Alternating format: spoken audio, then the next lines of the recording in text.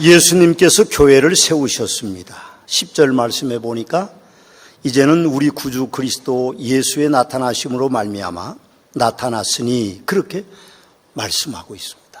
예수 그리스도로 말미암아 나타난 것은 이 땅의 교회라는 말씀입니다. 에베소서 1장 23절에 보면 교회는 예수의 몸이라 만물 안에서 만물을 충만케 하시는 이의 충만함이라 그렇게 말씀하셨고, 오늘 22절 말씀에서는 예수님이 교회의 머리가 되시고 만물이 그 발 아래 복종하게 하셨다라고 그렇게 말하고, 에베소서 5장 27절 말씀에도 보면 자기 앞에 영광스러운 교회로 세우사 티나 주름 잡힌 것이나 이런 것들이 없이 거룩하고 흠이 없게 하려 하심이라고 하십니다. 골로새서 1장 18절 말씀에 보면 그는 몸인 교회의 머리시라 그가 근본이시오 죽은 자들 가운데서 먼저 나신 이시니 이는 친히 만물의 으뜸이 되려 하심이라 그렇게 말씀하시고, 히브리서 12장 23절에서는 교회를 가르쳐서 장자들의 총회라고 그렇게 말씀하고 있습니다. 그럼 우리가 분명하게 알아야 될 것은 교회라는 이름이 붙어 있다고 해서 모두 그리스도의 몸인 교회가 아니라는 사실입니다. 한국 기독교 이단들을 보면 모두 교회라는 이름을 사용하고 있습니다. 통일교회, 신천지교회, 하나님의 교회, 구원파교회. 그러나 이단들은 교회라는 이름이 붙어 있어도 교회가 아닙니다. 교회는 하나님께서 불러내시고 그 불러냄을 받은 사람들이 모여있는 단체를 교회라고 말합니다. 그런데 그 안에 예수 그리스도가 빠져있는 단체는 교회가 아닌 것이죠. 우리가 절대로 혼돈하지 말아야 됩니다. 다른 이로서는 구원을 받을 수 없나니 천하 사람 중에 구원을 받은 만한 다른 이름을 우리에게 주신 일이 없다고 말씀하신 것처럼 예수 그리스도의 이름, 예수 그리스도의 그 영향력이 빠진 어떤 곳에도 우리는 교회라는 이름이 붙어 있어도 교회가 아닌 것이죠. 필리핀에 가보면 이글리시안 교회라는 교회가 있습니다. 이글리시안 교회는 필리핀 전역에 퍼져 있는 기독교 이단입니다. 천주교도 아니고 개신교회도 아닌 그런 교회입니다. 그 이글리시안 교회는 겉모습이 다 똑같습니다. 물론 크기는 조금씩 다릅니다. 도회지에 있거나 부자 동네에 있는 교회들은 건물이 크고 웅장하고 그 안에 많은 치장들이 있지만 시골의 작은 마을에 있는 교회들도 외형은 디자인은 똑같습니다. 그런데 우리는 그 이글리시안 교회를 교회라고 말하지 않습니다. 그들은 붙여놓기를 그리스도 이글리시안 처치라고 이름을 붙여놔도 우리는 그것을 교회라고 말하지 않습니다. 왜요? 그 사람들은 구약만을 믿고 신약을 믿지 않습니다. 그리고 예수 그리스도를 메시아가 아닌 선지자 중에 하나라고 믿기 때문에 그들이 처치라는 이름, 교회라는 이름을 붙여놓았어도 우리는 그것을 교회라고 말하지 않습니다. 여러분, 유럽의 교회들이 무너져 있습니다. 엄청 큰 예배당, 엄청 멋있는 예배당. 우리가 TV에서도 보면 아주 웅장하게 이룰 데 없고 거창하고 아주 성화가 잘 그려져 있고 진짜 멋있죠. 그런 유럽의 교회들이 많이 있습니다. 그러나 오늘날 그 유럽의 교회들은 하나의 관광지 역할밖에는 못합니다. 한 예를 든다면 베드로 성당 같은 그 대성당에 아마 수천 명이 들어가서 예배 드릴 수 있는 공간에 지금 예배를 드리고 있는 사람들은 노인들 5, 6, 한 30에서 50명 정도밖에는 되지 않는다고 합니다. 오히려 관광객들이 예배 시간에도 많이 들어들어서 오히려 관광지로 변해버리고 말았던 것이죠. 그런데 왜 그렇게 웅장한 교회들이 이름만 남아 있을까요? 분명한 이유가 있습니다. 그 교회들은 황제나 또 왕이나 귀족들이 자기들의 이름으로 세운 것이지 예수 그리스도의 이름이 그 속에 들어있지를 않다는 것이죠. 성화는 멋있게 예수님의 얼굴을 그려놓고 예수님의 행적을 그려놨어도 그 안에 예수 그리스도가 진정으로 모셔져 있지 않다는 데 원인이 있습니다. 저는 그 현상을 TV로 보면서 그런 생각을 했습니다. 이건 바벨탑을 쌓은 것 같구나. 그럼 바벨탑을 쌓을 때 사람들이 벽돌 하나하나에 자기들의 이름을 다 새겨서 그 벽돌로 하늘에 닿는 탑을 쌓아서 하나님을 대적하려고 했을 때에 하나님께서 그 바벨탑을 무너뜨리셨던 것을 우리는 볼 수 있습니다. 일본의 예를 든다면 일본의 복음화율이 1%가 안 된다고 합니다. 이웃 나라인 한국과 비교하면 선교 역사가 더 오래되었는데도 25분의 1밖에 복음화율이 이루어져 있지 않습니다. 역사를 보면 1592년 임진왜란 때 일본이 우리나라를 쳐들어왔을 때 벌써 일본 군대에 기독교 종군 목회자가 있었습니다. 놀라운 일이죠.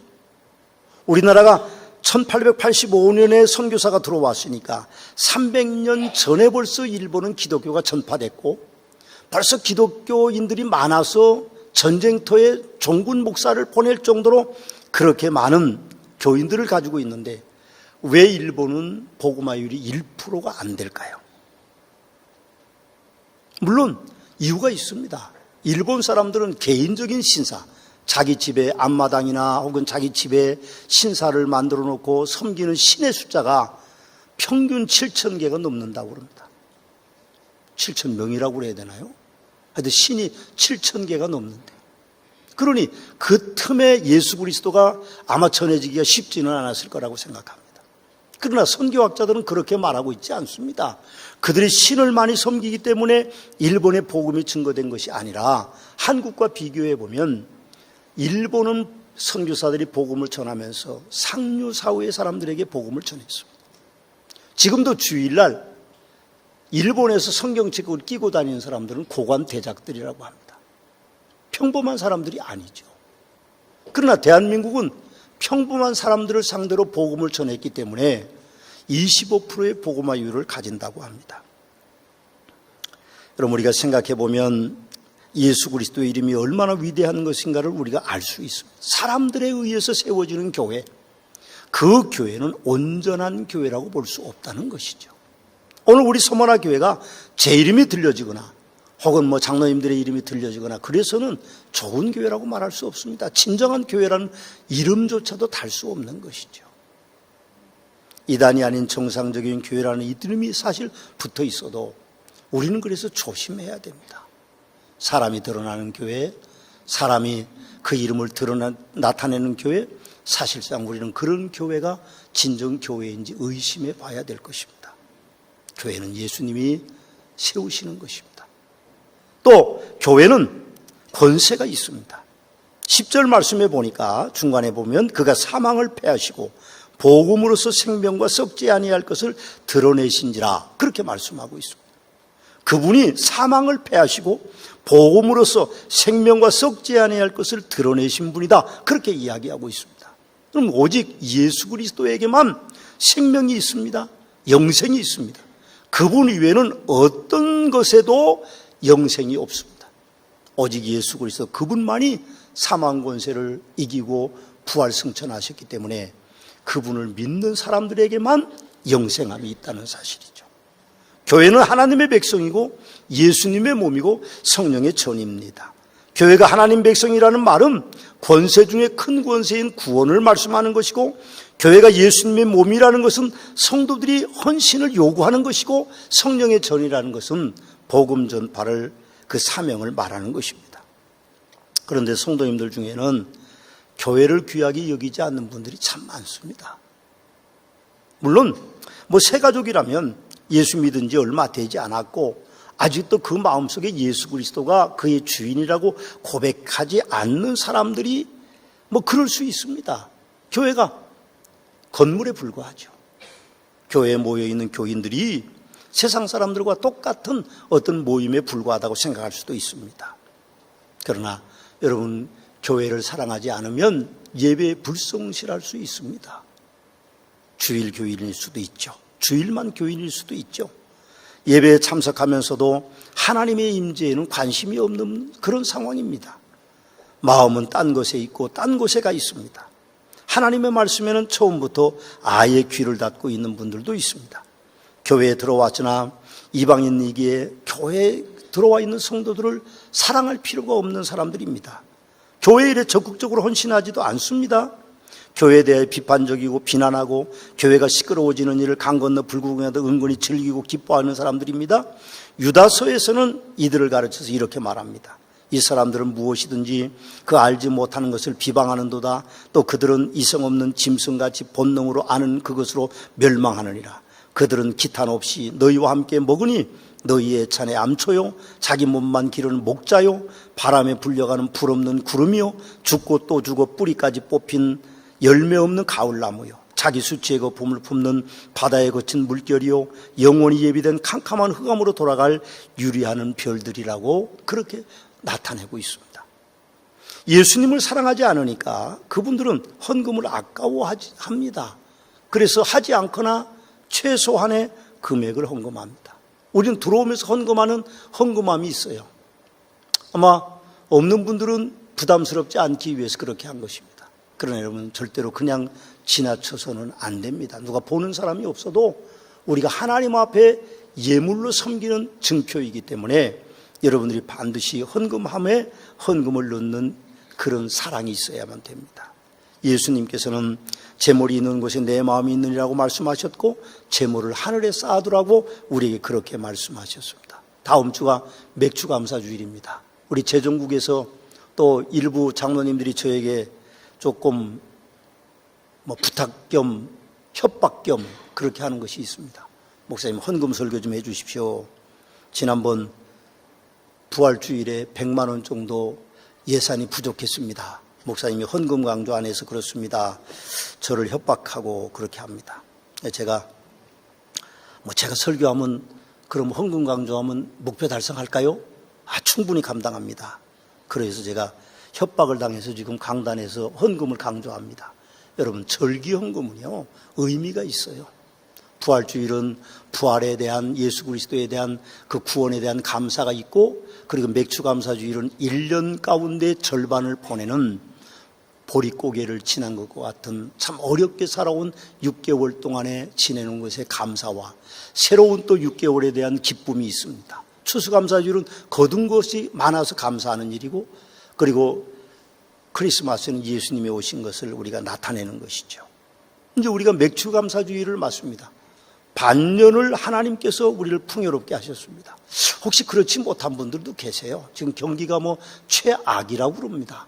20년 만에 최악의 경기이기 때문에 여러 가지 많은 어려움들이 있지만 그러나 우리는 하나님께 기대합니다. 하나님이 지난 6개월 힘들고 어렵고 이 민족이 탄핵 사건과 여러 가지 지방선거와 많은 이제 청산해야 될 일들 때문에 힘들고 어렵고 백성들이 다 곤고함 속에 있었습니다. 그러나 남은 6개월 하나님 앞에 우리가 큰 기대를 가지면서 하나님께서 이 민족을 풍요롭게 채워주시고 이 민족 안에 있는 우리들도 풍요롭게 채워주시는 놀라운 축복이 있게 될 것을 우리는 기대한다면 하나님 앞에 감사 예물을 기쁨으로 드려야 됩니다. 일반 감사헌금보다 절기헌금은 그런 의미에서 다릅니다. 제가 어떤 교인을 만났는데 어떤 교회는요 집사님들은 절기감사헌금 5만 원 이상 하라고 그래요. 그러면서 저게 불만을 토로하는데 나는 그렇게 말하지는 않습니다. 적어도 일반 감사헌금의 10배는 하십시오. 5만 원보다 훨씬 클 수도 있고 그렇죠. 그러나 여러분 생각해 보면 하나님 앞에 드리는 일들이 우리가 축복받는 일이기 때문에 목사가 설교를 하든지 안 하든지 뭐가 어떻든지 그거 별다른 의미 없습니다. 제가 잔소리한다고 여러분들이 헌신을 더 많이 하시고 제가 호통친다고 여러분들이 겁을 먹는 것도 아니고 그런 거는 아니죠. 그러나 우리가 하나님 앞에 큰 기쁨이 있기 때문에 감사하는 마음을 가지고 우리가 하나님 앞에 헌금을 하면 하나님께서 우리에게 물질의 축복을 주실 것입니다. 아멘입니다. 저는 그렇게 생각합니다. 여러분 예수님이 세우신 교회는 또 일꾼을 부릅니다. 오늘 11절 말씀에 보니까 내가 이 복음을 위하여 선포자와 사도와 교사로 세우심을 입었다. 그렇게 바울 사도는 말합니다. 교회 일꾼 됐다고 말합니다. 교회의 기능은요 전도와 거룩한 생활과 예배와 사회적인 사명입니다. 교회가 교회의 기능을 다하기 위해서는 예수님께서 교회의 일꾼들을 세워주시는 거죠. 예수님께서 자신의 몸인 교회를 위하여 일꾼을 부르십니다. 예수님께서 자기의 몸인 교회를 위하여 세우신 일꾼들에게 더 많이 헌신할 것을 요구하고 계시는 거죠. 예수님께서 자신의 몸인 교회를 위하여 일꾼들의 헌신을 이제 확신하고 그렇게 명하고 계시는 겁니다. 12절 말씀을 읽어보면 그렇게 되어 있습니다. 이로 말미암아 내가 이 고난을 받되 부끄러워 아니함은 내가 믿는 자를 내가 알고 또한 내가 의탁한 것을 그날까지 그가 능히 지키실 줄 확신함이라. 그렇게 말씀합니다. 우리 교회 일꾼이라고 생각하는 분들은 오늘 본문 12절을 같이 한번 읽어보시겠습니다. 이로 말미암아 내가 이 고난을 받되 부끄러워하지 아니함은 내가 믿는 자를 내가 알고 또한 내가 의탁한 것을 그날까지 그가 능히 지키실 줄을 확신함이라. 아멘입니다. 바울 사도는 골로새 1장 24절 말씀에서 나는 이제 너희를 위하여 받는 괴로움을 기뻐하고 그리스도의 남은 고난을 그의 몸된 교회를 위하여 내 육체에 채운다 하고 자신의 일꾼된 태도를 그렇게 우리에게 전해주고 계십니다. 또한 예수님이 세우신 교회는 세상을 정복합니다. 12절 말씀에 보니까 내가 의탁한 것을 그날까지 그가 능히 지키실 줄을 확신함이라. 그렇게 바울 사도는 말하죠.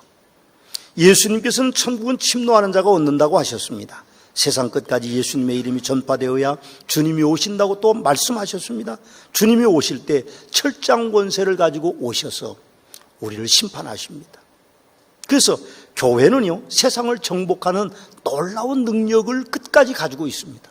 세상을 정복하는 것은 오직 교회밖에는 없습니다. 데살로니가후서 2장 12절 말씀에 보니까 그렇게 말하면 진리를 믿지 않고 불의를 좋아하는 모든 자들로 하여금 심판을 받게 하려 하심이라 하고 예언하고 계시고, 또 요한은 예수님이 세상을 정복하는 모습을 천국에 올리워서 미리 보고 우리에게 요한계시록 6장에 이렇게 말씀합니다. 하늘은 두루마리가 말리는 것까지 떠나가고 각 산과 섬이 제자리를 옮겨짐에 땅의 임금들과 왕족들과 장군들과 부자들과 강한 자들과 모든 종과 자유인이 굴과 산들의 바위 틈에 숨어 산들과 바위에게 말하되 우리 위에 떨어져 보좌에 앉으신 이의 얼굴에서와 그 어린 양의 진노에서 우리를 가리라. 그들의 진노의 큰 날이 이르렀으니 누가 능히 서리오라고 그렇게 우리에게 예수 그리스도께서 마지막 세상을 정복하는 모습을 우리에게 보여주고 계십니다. 나폴레옹은 패전에서 시실리 섬에 유배되면서 이렇게 말했습니다. 나는 무력으로 세상을 정복하려고 했지만 실패했다. 그러나 예수 그리스도라는 그 사람은 사랑으로 세상을 정복했다고 그렇게 말했다고 합니다. 예수님께서 세우신 교회는 또 일꾼들의 헌신을 요구합니다. 13절 14절 말씀에 보면 너는 그리스도 예수 안에 있는 믿음과 사랑으로서 내게 들은 바 바른 말을 본받아 지키고 우리 안에 거하시는 성령으로 말미암아 내게 부탁한 아름다운 것을 지키라. 그렇게 말합니다.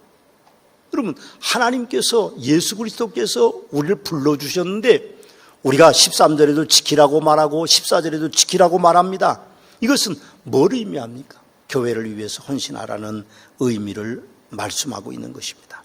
교회 일꾼 되었던 바울 사도는 나의 나된 것은 하나님의 은혜라고 고백하면서 끝까지 그는 생명을 다하여 교회의 일꾼으로서 헌신하고 있음을 우리는 봅니다. 어제 12시에 월드컵 멕시코전이 있었죠. 화끈했습니다. 2대0으로 져서도 제 속은 뻥 뚫렸습니다. 진작 스웨덴전도 저렇게 했으면 승리했을 텐데 괜히 감독이 원망스러운 마음도 조금 있었어요. 그러나 감독은 어쨌든 스웨덴전은 1대0으로 이기려고 애를 많이 썼던 것 같습니다. 밤잠 안 주무시고 남자들은 아마 3시까지 억울해서 잠을 못 잤을 것 같아요. 제가 그랬으니까. 아니 남은 페널티킥을 주고 왜 우리는 손에 맞았는데도 페널티킥을 안 주고 그러냐. 이태리 심판이라 우리한테 불리하게 하는 거 아니냐 뭐 그런 생각이 들기도 했습니다. 경기 후에 손흥민 선수의 인터뷰를 보면서 그는 그렇게 말했습니다. 선수들이 최선을 다했습니다. 울먹이면서. 우리는 뭐 2대0, 2대1 그런 게 문제가 아닙니다. 최선을 다하고 졌다면 뭐 어쩔 수 없는 거죠. 그건 어쩔 수 없습니다. 그러나 우리나라 축구가 어제는 참 빛을 본 것 같아요. 2대1로 졌지만 굉장히 기뻤습니다. 정말 대한민국입니다.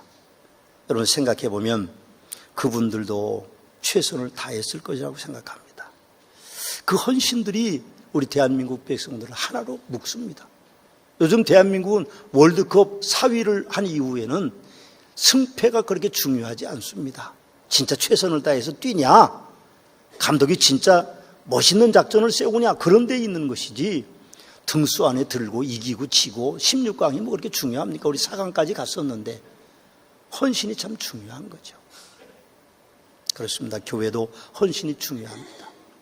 여러분 어제도 우리가 봉사국의 청소와 쓰레기 정리하시는 분들, 전도국에 전도하시는 분들, 장로회와 권사회 화장실 청소, 또 음악국의 서머나 슈퍼스타 리허설이 어제 있었고 주일 식당 준비하시고 유치부 야유회 다녀오고 또 안수 집사회 1박 2일 동안 유치부와 안수 집사님들이 야유회 다녀오고 영화부 교실이 어제 새롭게 단장돼서 공무원 한 분 남자가 청일점인데 거의 오후 내내 까치발 디디고 조그만 의자에 올라가서 벽을 장식하고 그랬습니다.